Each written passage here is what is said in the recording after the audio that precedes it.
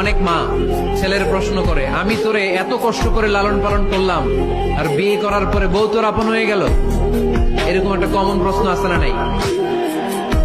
এক চালাক ছেলে মারে উত্তর দিছে, মা তুমি মা ডাক শোনার জন্য জীবনে কি কষ্টটাই না করছো। আমারে তুমি 10 মাস 10 দিন পেটে ধারণ করছো, এত বড় বস্তা, খাইতে পারত না, টয়লেটে যেতে পারত না, খালি বমি করতে, ওষুধ খাইতা।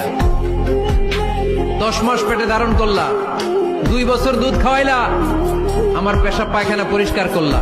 এরপর 2 বছর বয়সে 3 বছর বয়সে আমার মুখে বোল ফুটলো, তখন আমি তোমারে ডাকতে শুরু করলাম, মা মা। এই মা ডাক শোনার জন্য তুমি এত কষ্ট করলা, আর পরের বাড়ির মাইয়া বাড়িতে আইসাই তোমারে ডাকা শুরু করছে মা মা। তো যেই লোক তোমারে মা ডাকে তারে আমি ভালোবাসবো না কেন মা? ঠিক কিনা? আমার মুখের মা ডাক শোনার জন্য তুমি এত কষ্ট করলা, কি কষ্ট। আর পরের বাড়ির চিনি